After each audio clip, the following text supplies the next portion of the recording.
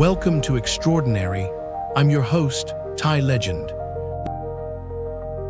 Today on Extraordinary, imagine a man on his deathbed, moments from peace, as news arrives that changes everything. In today's episode, witness how William Wilberforce, broken and facing death, finally moved a nation, and discover the surprising catalyst that transformed a life of privilege into a relentless fight for justice, a lesson you desperately need to learn.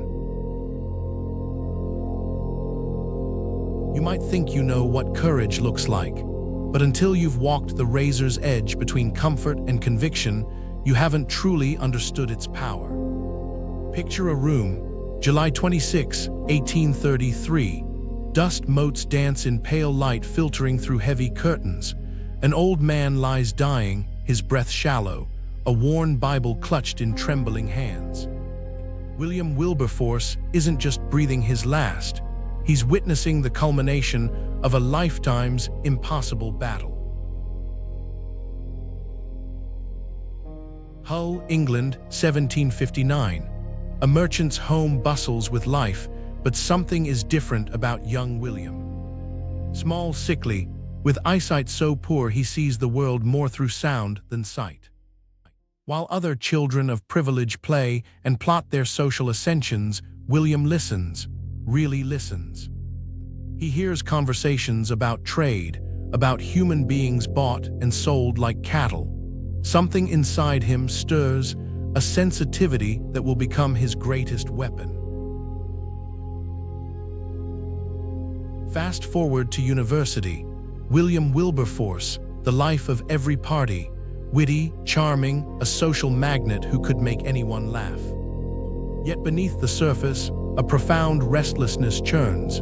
He gambles, he drinks, he entertains, but something feels hollow. Your first hint that he's different: he befriends William Pitt, future Prime Minister, not through calculation, but genuine connection. While his peers see networking, he sees human potential. 1785. A carriage journey with Isaac Milner becomes a turning point. The wheels jostle, the countryside blurs, but inside, Wilberforce's entire world is transforming. Conversations about faith, purpose, human dignity, each mile brings a deeper revelation. This isn't just a religious conversion. It's an awakening to a fundamental truth: privilege without purpose is a moral death sentence. Imagine standing at a crossroads where choosing the right path means losing everything. Wilberforce could continue his comfortable political trajectory, destined for wealth and status. Or he could fight a battle everyone told him was unwinnable. The slave trade wasn't an abstract problem. It was a living, breathing horror. Imagine human beings packed into ship holds like cargo, treated worse than animals, families torn apart, generations erased. And the people perpetuating this system, they looked just like Wilberforce, respectable, educated, convinced of their own righteousness. John Newton enters the story, a former slave ship captain turned abolitionist. His testimony is a literal descent into hell and redemption. Newton doesn't just tell Wilberforce about the slave trade. He reveals the profound spiritual bankruptcy that allows such evil to exist.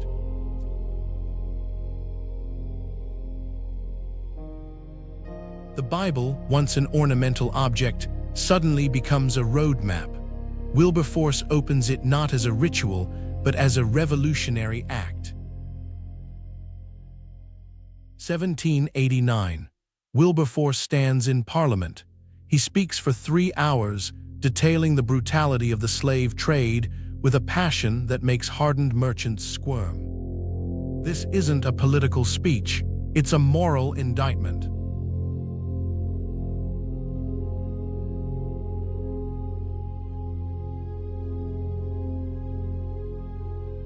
Imagine the courage. In a room full of men who profit from human suffering, he dares to speak truth. But conviction has a price. Death threats arrive, rumors spread. They call him a zealot, a troublemaker. They whisper he's a French spy. His family faces constant attacks.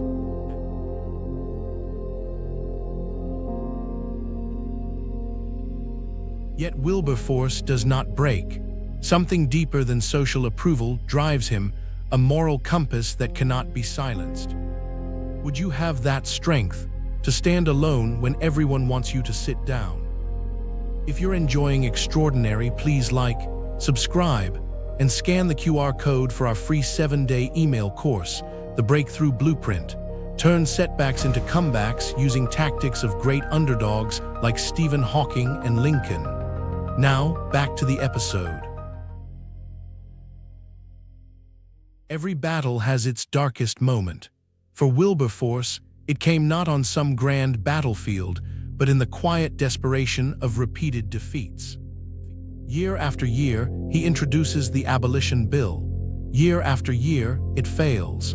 The political machinery grinds against him, powerful merchants and plantation owners united in their resistance. But here's the secret about true conviction. It doesn't depend on immediate success. It burns from an internal fire that cannot be extinguished by external resistance. While fighting the slave trade, Wilberforce transforms. He marries Barbara Spooner, and their home becomes a sanctuary of hope. 6 children fill their lives with joy, a counterpoint to the brutal world he fights against. Imagine a man who could have lived a life of pure comfort, instead choosing a path of relentless struggle. He plays marbles with his children, joins their games, brings laughter into a home that could have been consumed by his mission. This is not just a political fighter, but a fully human being. 1807 brings a breakthrough. The Slave Trade Act passes, but Wilberforce knows this is not the end. Ending the trade is not enough. Slavery itself must be abolished. Most people would have celebrated, would have considered their work done. Not Wilberforce. He sees the longer path, the harder journey.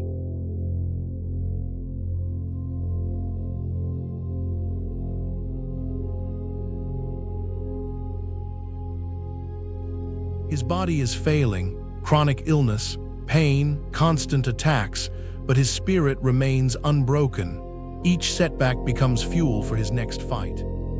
In 1823, despite his deteriorating health, he joins the Anti-Slavery Society. Most would have retired, would have said they'd done enough. But for Wilberforce, this was never about personal comfort. July 26, 1833. The room is quiet. Wilberforce lies dying, knowing the Slavery Abolition Act is about to pass. He will not live to see its full implementation, but he knows the battle is won.